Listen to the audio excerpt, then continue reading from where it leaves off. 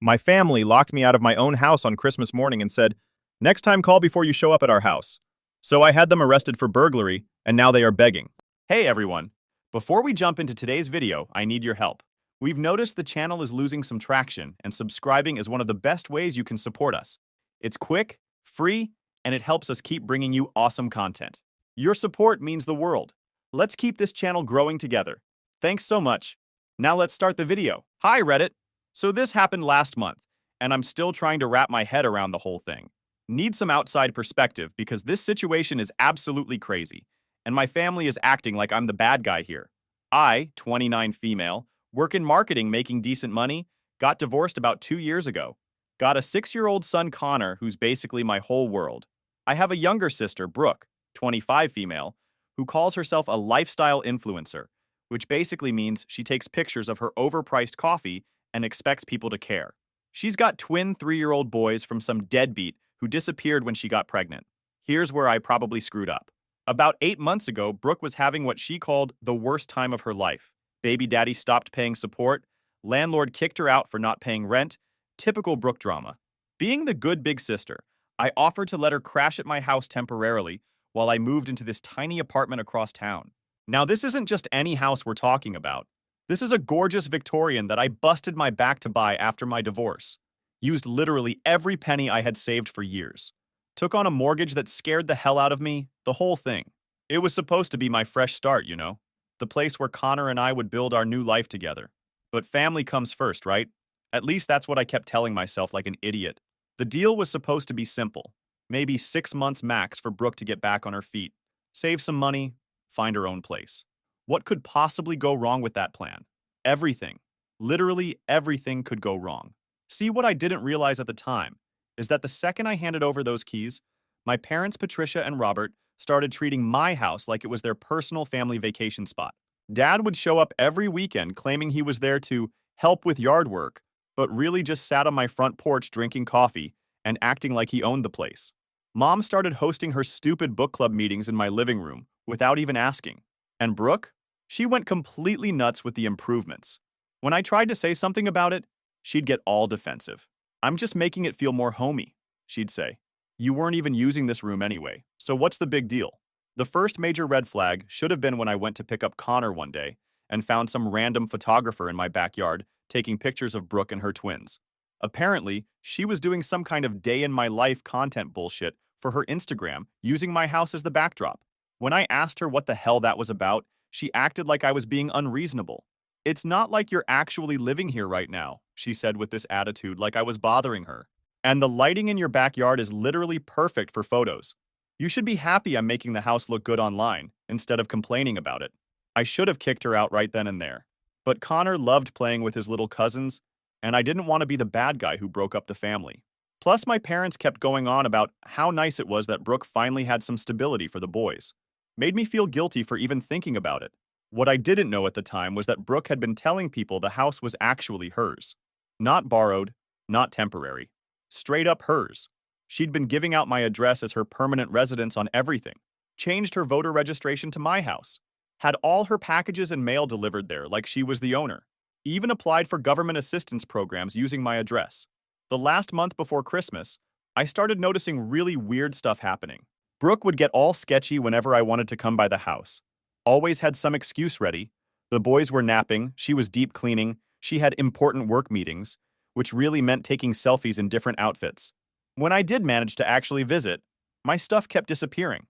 First, it was my good coffee maker. Then some of my nicer furniture pieces started vanishing. Even family photos I'd had up for years just gone.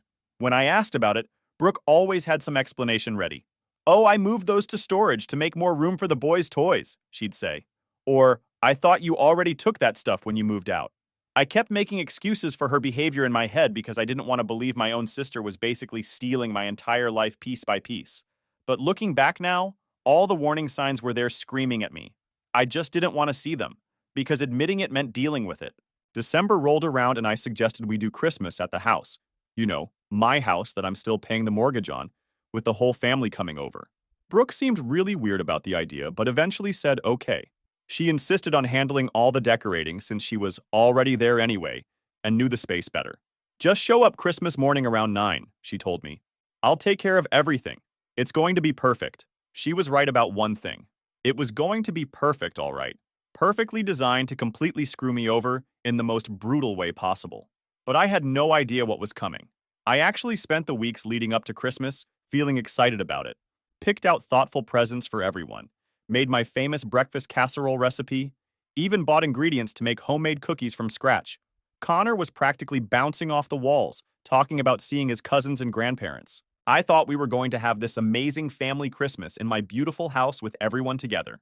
Instead, I got the rudest awakening of my entire life and learned exactly what my family really thought of me. So Connor and I roll up to my house at exactly 9 a.m. like we planned. First thing that hits me wrong is there's cars in my driveway I don't recognize. Some white van parked on the street with Elite Photography written on the side. Through my living room windows, I can see people moving around inside with professional camera equipment. What the hell? I knock on my own front door, which already feels weird as shit. Brooke answers wearing these expensive-looking silk pajamas I've never seen before. Probably cost more than I spend on groceries in a month. The second she sees me, her face just drops like I'd shown up to her wedding in a white dress. Ugh, Megan, seriously? She says in this annoyed voice. We're having our family Christmas right now. This is like super awkward timing. Can you guys just not do this today? Maybe come back tomorrow or something? I'm standing there holding my kid and armloads of presents, staring at my sister who just told me I can't come into my own house on Christmas morning. Connor's tugging on my jacket, asking why we can't go inside to see his cousins. Before I can even process what she said, my mom Patricia shows up behind Brooke. And here's the thing. She doesn't look surprised to see me at all. She looks annoyed, like I'm some door-to-door salesman bothering them during dinner. Oh, honey, Mom says in that fake sweet voice she uses when she's about to say something completely horrible. You know Christmas is really for the actual family. Connor can probably see his cousins later when things calm down. The actual family. I'm standing on the porch of the house I'm literally still making payments on, and my own mother just told me I'm not actual family, while holding my 6-year-old son who's confused about why grandma doesn't want to see him. Then from inside my living room, I hear my dad Robert yelling, "Tell her we're busy right now." This is our house today.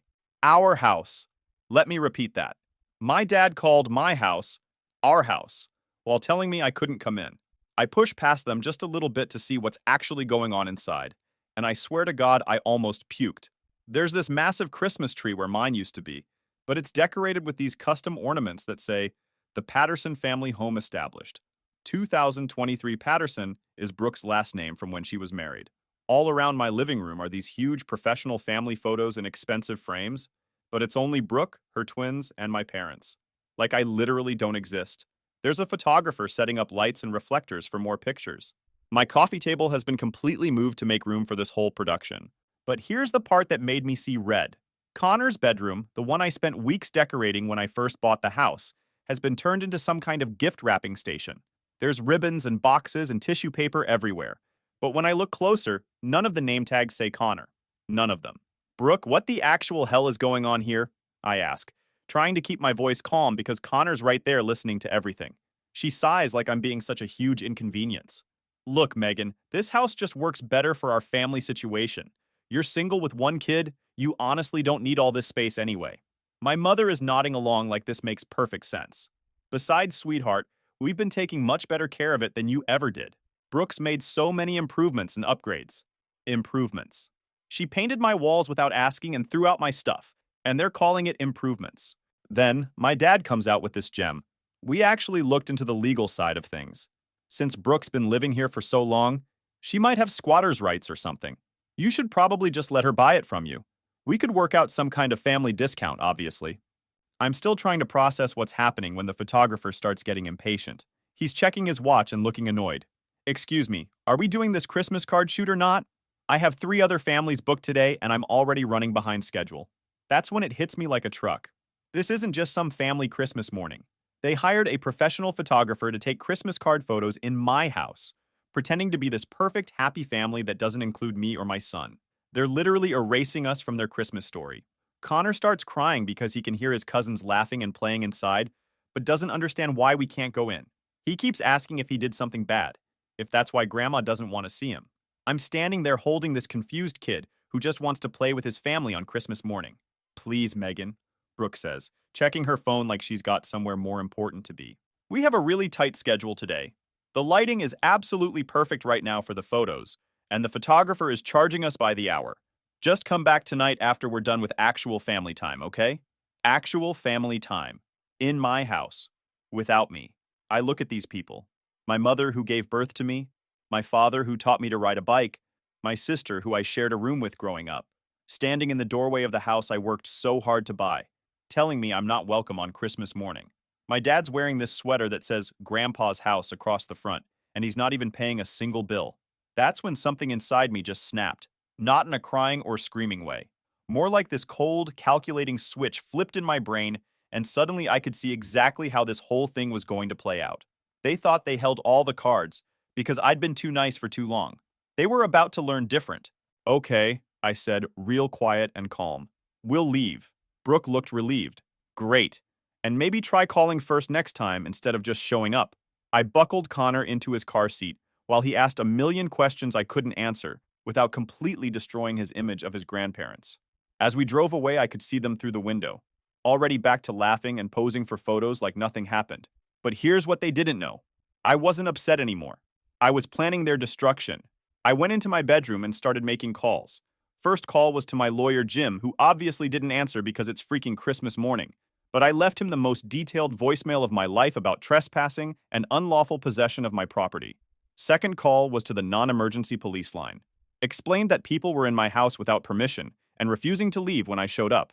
The dispatcher sounded bored as hell but said they'd send someone over to check it out. While waiting for the cops, I did something that felt amazing, called an emergency locksmith. Merry Christmas to me. I'm changing every single lock on my house while my family's inside playing pretend homeowners. Cost me double for the holiday rate, but honestly, it was worth every penny to see the look on their faces later. Then I started gathering evidence. Screenshot every single one of Brooke's Instagram posts where she called it her house and her Christmas decorations. Saved all the photos where she used my address and acted like she owned the place. Went through months of emails and texts, proving this was supposed to be temporary. Found messages between me and Brooke from when she first moved in where she promised it would just be a few months, and she was so grateful for the temporary help. Saved all of that shit too. The police got there before the locksmith. I met them at the house and showed them my property deed, mortgage statements, homeowner's insurance, basically every piece of paper proving I owned the place. The officer was this older guy who looked really annoyed that he had to deal with family drama on Christmas Day. He knocked on the door and Brooke answered. The second she saw the cop, she immediately went into full victim mode, starting this sob story about how I was trying to make her and her innocent children homeless on Christmas. Really laying it on thick about being a struggling single mom who had nowhere else to go. But the cop wasn't buying any of it. He asked to see her lease or any documentation showing she had legal right to be there. When she couldn't produce jack shit, he told her she needed to leave voluntarily, or he'd arrest her for trespassing. My parents tried jumping in with all this garbage about family obligations and how I was being completely unreasonable. Dad got all red in the face yelling about how families don't call cops on each other, and I was destroying everything over nothing.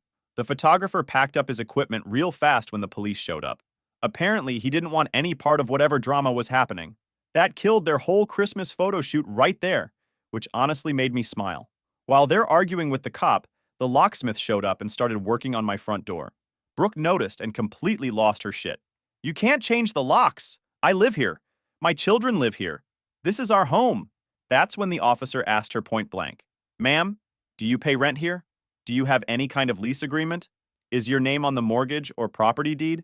When she couldn't answer yes to any of those questions, he told her she had exactly 2 hours to pack up all her stuff and get out, or she'd be spending Christmas in jail. The look on my parents' faces was priceless. Like they genuinely couldn't believe their little plan wasn't working. Mom kept saying this was all just a big misunderstanding, and we should work it out privately, like a real family. Dad was muttering about getting lawyers and tenant rights, and how this wasn't over. But here's the thing. Once that cop confirmed I was the legal owner and they had zero right to be there, it was game over. All their talk about squatters' rights and family claims meant absolutely nothing against actual property law. I gave them until 6 p.m. to get every single thing out. Told them anything left behind would be considered abandoned property that I could dispose of however I wanted. Brooke started crying about not having anywhere to go with the kids, but honestly, she should have thought about that before trying to steal my house. The locksmith finished around noon. New deadbolts, new doorknobs, new keys that only I had. I stood on my front porch holding those shiny new keys, and for the first time in months, I felt like I was actually home. Spent the afternoon driving around with Connor, getting lunch, going to a movie, anything to kill time while they packed. When we drove by around 5 p.m., there was this huge pile of boxes and garbage bags dumped on my front lawn. They'd just thrown everything together and dumped it outside like trash. Some of Connor's toys were mixed in there, stuff Brooke had claimed belonged to her kids. I made sure to grab those while Connor waited in the car. Wasn't letting her steal from my kid, too. That evening, I went through the house room by room, seeing what they'd done to my space. It was so much worse than I thought. They'd completely moved in like they owned the place permanently. Found mail addressed to Brooke at my address going back months. Credit card offers, magazine subscriptions, even voter registration stuff. In my old home office, I found this folder full of paperwork where Brooke had been trying to establish residency. School enrollment forms for the twins using my address. Business license application for her influencer crap listing my house as her business location. She'd even tried to get car insurance using my address to get lower rates. But the absolute worst thing I found was emails between Brooke and my parents from weeks before Christmas. They'd been planning this whole thing, discussing how to handle it if I showed up unexpected. Mom suggested telling me it was family only, and Dad had looked up information about squatters' rights. They planned this. The whole Christmas morning rejection wasn't some spontaneous thing. They actually sat down and plotted how to exclude me and my son from my own house on Christmas Day. That's when I realized this was never about the house. This was about them deciding Connor and I didn't matter, that we were disposable while Brooke and her kids were the real family worth protecting and including. Well, they were about to find out exactly how disposable they were to me. My phone started ringing Christmas night and basically didn't stop for 2 weeks straight. First wave of calls was Brooke having a complete breakdown. Started with these pathetic crying voicemails about how her kids didn't understand why they couldn't go home anymore. Then it escalated to angry texts calling me every name in the book. She kept saying I was traumatizing innocent children and that Connor would grow up to hate me for what I did to his cousins. Those boys have been through enough already, she texted me at like 2 a.m. How can you be so heartless to do this to babies who never did anything wrong? Like it was somehow my fault that she made her kids think they permanently lived in someone else's house. The manipulation was off the charts. Mom tried a completely different strategy. She went full guilt trip mode with these long, rambling voicemails about family history and how disappointed my dead grandmother would be if she knew we were fighting like this. Lots of dramatic bullshit about Dad's heart condition. Your father and I how didn't raise stress you was to terrible abandon for his family health. when things get Really difficult, laying it on thick. she said in one message that went on for like 10 minutes. We thought we raised daughters who would support each other through thick and thin, not throw each other away over material possessions. Material possessions. That's what she called my house that I worked my ass off to buy. Just material possessions. Dad took the aggressive approach. His voicemails were basically him yelling for 3 minutes straight about property rights and family loyalty and how I was making the biggest mistake of my life. According to him, I was destroying decades of family bonds over a piece of real estate that wouldn't matter when we're all dead. The really crazy part was none of them called to apologize. Not one single, hey, maybe we messed up by excluding you on Christmas. Instead, they were all acting like I was the villain for not letting them continue their weird fantasy where they owned my house. 3 days after Christmas, they escalated to showing up at my work. All 3 of them standing in the lobby of my office building, like some kind of intervention squad. Security called me down, and there they were. Mom looking like she'd been crying for days, Dad red-faced and furious, Brooke holding one of the twins like a prop. We need to talk about this situation, Mom announced loud enough for half the lobby to hear. This has gone way too far and needs to stop right now. I told them they could make an appointment with my lawyer and walked back to the elevator. But I could hear Dad shouting behind me about how I was tearing apart the family over money and selfishness. Several coworkers heard the whole thing, which was embarrassing as hell. That night, I got a call from my Aunt Linda, Mom's sister. Apparently, the family gossip network had been fully activated, and everyone from cousins to great uncles had opinions about what was happening. Your mother called me crying, Linda said. She says you threw Brooke and the babies out on Christmas Day and won't let them back in the house. That doesn't sound like the Megan I know. What's really going on here? Finally, someone actually willing to listen to my side of the story. I explained everything. How it was my house, how they'd planned to exclude Connor and me on Christmas, how they'd been trying to establish permanent ownership behind my back. Linda was quiet for a really long time after I finished. Then she said, Jesus Christ, Megan. I had absolutely no idea about any of that. Your mom made it sound like you just completely snapped and kicked them out for no reason at all. Turns out Mom had been calling relatives all week with this completely made-up version where I'd had some kind of mental breakdown and was taking it out on poor innocent Brooke and her children. She left out tiny details like it being my house, or them excluding me on Christmas, or any context that explained why their behavior was completely insane. Linda promised to set the record straight with other family members, but the damage was already done. I started getting calls from cousins I barely talk to, great aunts I see once a year, even my dad's brother from California, all wanting to know why I was being so cruel to my sister and her kids. The absolute worst was when my grandma Rose called. She's 78 years old and the sweetest woman alive, and she was actually crying on the phone. Sweetheart, your father says you've changed completely, that you're putting money and possessions before family now. This just isn't the granddaughter I helped raise. Having to explain to my elderly grandmother that her son and daughter-in-law had tried to steal my house was one of the hardest conversations of my life. But she listened to everything, really listened, and by the end, she was absolutely furious. Robert should be completely ashamed of himself, she said. And Patricia, too. What they did to you and little Connor was inexcusable, and I'm going to tell them exactly that. New Year's Eve, I got a text from Brooke that made my blood boil. The boys keep asking when they can go home. I don't know what to tell them anymore. Hope you're happy with yourself. I'd been trying to stay calm and reasonable for Connor's sake, but that message pushed me right over the edge. So I did something I probably shouldn't have. Sent her screenshots of all those Instagram posts where she called my house hers, plus photos of the paperwork I'd found where she was trying to establish permanent residency. Stop lying to everyone, I texted back. I have proof you were planning to steal my house permanently. You made those kids think they lived there when you knew damn well it was temporary. That's your fault, not mine. She didn't respond to that message, but exactly 1 hour later, Dad called me absolutely screaming about how I was harassing his daughter, and if I didn't stop immediately, he was calling the police. Go right ahead, I told him. Call them. I'll show them all the evidence of Brooke trying to fraudulently claim my property and you helping her do it. That shut him up real quick. He hung up without saying another word. But all this stress was starting to affect Connor. He kept asking about his cousins and when we were going to see Grandma and Grandpa again. I'd been trying to protect him from the worst of it, but kids pick up on everything. He started having nightmares and asking if Grandma was mad at him for something he did. That's when I knew this whole situation had to end permanently. They weren't going to stop with the manipulation and guilt trips. If anything, they were escalating and dragging more family members into their made-up version of events. Time for the nuclear option. Well, turns out I didn't have to do shit because these absolute morons decided to escalate this into actual criminal territory all by themselves. Mid-January, I thought maybe things were finally calming down. The constant phone calls had mostly stopped. Brooke found some sketchy apartment to crash in with the twins, and Connor seemed to be adjusting to not seeing his cousins every week. I was actually starting to feel normal again for the first time in months. Then I got a call that made me realize this nightmare was nowhere near over.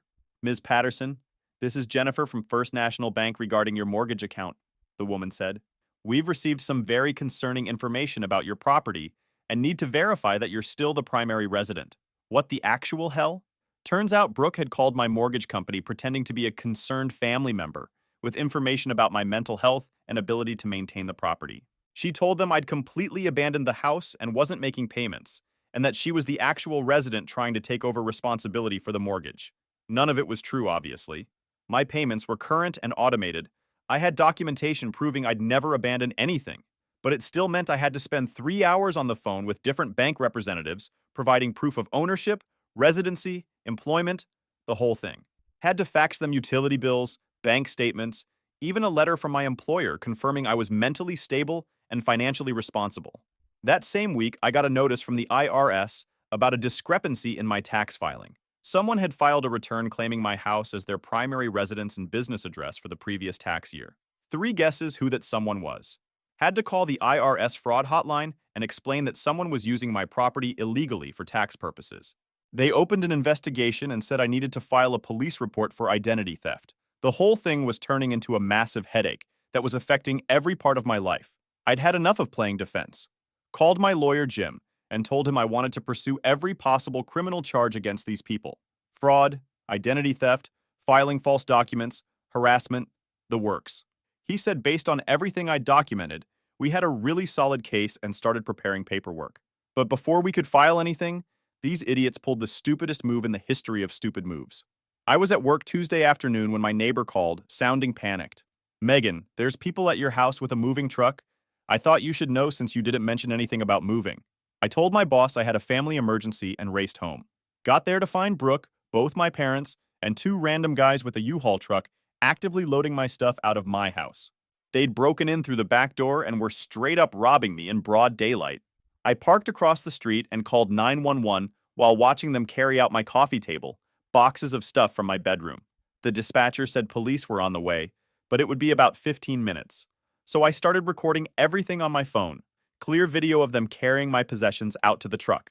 Dad was directing the whole operation like some kind of heist movie. Get the good furniture first, I could hear him telling the movers. Leave the cheap stuff for last if we run out of room. Mom was inside the house going through my closets and dresser drawers, stuffing my clothes into garbage bags. Brooke was taking pictures of everything with her phone, probably for insurance claims or something equally sketchy. When the cops finally arrived, Brooke immediately went into her victim routine. Started this whole story about being a legal resident who was locked out of her home and just trying to retrieve her belongings, really playing up the single mom angle with tears and everything. But this time, I had video evidence of them breaking and entering, plus the previous police report from Christmas, establishing they had no legal right to be there. The responding officer was this no-nonsense woman who seemed genuinely pissed off about the whole situation. Ma'am, she told Brooke, breaking into someone's house and taking their property isn't a civil dispute. It's burglary. You're under arrest. Dad actually tried to argue with the cop while she was putting handcuffs on Brooke. She's my daughter. This is family business. You can't arrest family members for family disagreements. Sir, the officer said, watch me. Breaking and entering plus theft is criminal regardless of family relationships. You're under arrest too. They arrested all four of them. Brooke, Mom, Dad, and one of the moving guys who apparently had outstanding warrants. The other mover took off running when he saw the handcuffs come out, just abandoned the truck, and sprinted down the street like he was in a marathon. I spent the next 4 hours at the police station giving statements and identifying my stolen property. Some of it was already loaded in the truck, including my TV, kitchen appliances, and weirdly enough, all my good towels and bed sheets. Like, who steals someone's towels? What kind of person does that? The detective handling the case was this older woman who seemed completely appalled by everything. In 23 years of police work, she told me, I've never seen family members go this far to steal someone's property. This isn't a civil matter anymore. These are serious felony charges. They charged Brooke with burglary in the first degree, identity theft, filing false documents, and fraud. Mom and Dad got burglary and conspiracy charges. The moving guy got hit with burglary, plus whatever his warrants were for. The bond hearing was set for Thursday morning, and I made sure to be there. Judge looked at the evidence and set bond at $15,000 each for Mom and Dad, $35,000 for Brooke because of the multiple fraud charges on top of the burglary. None of them could afford it, which meant they got to spend the weekend in county jail thinking about their life choices. Best part? The local newspaper picked up the story because it was such a bizarre case. Local family arrested for burglarizing daughter's home, was the headline. Really drove home how completely insane their behavior had become. I spent that weekend installing a full security system at my house. Cameras, motion sensors, smart locks, the whole 9 yards. If they wanted to try this shit again, I'd have everything recorded in 4K. Monday morning, I got a call from some public defender representing Brooke. They wanted to discuss a plea deal to avoid trial. My client recognizes she made some poor decisions, the lawyer said. She's willing to admit fault on the breaking and entering charge in exchange for dropping the fraud and identity theft charges. She's a single mother with young children, and jail time would be devastating for the family. I told him to talk to the prosecutor because I wasn't interested in making any deals with people who tried to steal my house and then robbed me when that didn't work. The plea hearing was scheduled for the following week. I made sure to be there to give my victim impact statement, and let me tell you, I'd been preparing that speech for months. Stood up in front of the judge and laid out everything. The months of manipulation, the Christmas morning exclusion, the attempted property theft, the harassment campaign, all of it. Explained how their actions had affected Connor and damaged his relationship with extended family members who took their side initially. Your Honor, I said, these people didn't just try to steal my house. They tried to erase me and my son from our own family. They planned and executed a deliberate campaign to isolate us and take what I'd worked years to build. When manipulation didn't work, they escalated to criminal behavior. The judge was clearly not having any of their bullshit. When Brooke's lawyer tried to argue for leniency because of her kids, the judge shut him down hard. The defendant should have considered the impact on her children before committing multiple felonies, he said. Actions have consequences, and those consequences don't disappear because you're a parent. Final sentences. Brooke got 18 months in county jail plus 3 years probation. Mom and dad each got 6 months jail time plus 2 years probation. All of them had to pay full restitution for damages to my house, legal fees, and the cost of the security system I installed. More importantly, they all had to admit in open court that they'd committed crimes against me. There's now an official legal record that they broke into my house and tried to steal it. No more family gossip or he said she said bullshit. Just facts in a courthouse file. The fraud investigation turned up even more crazy stuff I didn't know about. Brooke had been using my address to apply for credit cards, government benefits, even tried to get a car loan using my property as collateral. The detective estimated she'd attempted to fraudulently obtain over $50,000 in credit and benefits using my information. She wasn't just living in my house rent-free. She was actively trying to financially destroy me while stealing my identity. The whole thing was so much worse than I originally thought. But here's the beautiful part. Once word got out about the criminal convictions, the family dynamics completely shifted. All those relatives who'd been pressuring me to forgive and forget suddenly understood this wasn't just some family disagreement. You don't get convicted of felonies over hurt feelings. My Aunt Linda called to apologize for not taking it seriously enough initially. I thought this was about Christmas dinner drama, she said. I had no idea they'd actually committed fraud and burglary. That's beyond family problems. The best part, though, has been how much better my life got once I stopped making excuses for their behavior. Connor and I started new Christmas traditions with people who actually respect us. Aunt Linda comes over, plus some friends from work who've become like chosen family. My house finally feels like home again.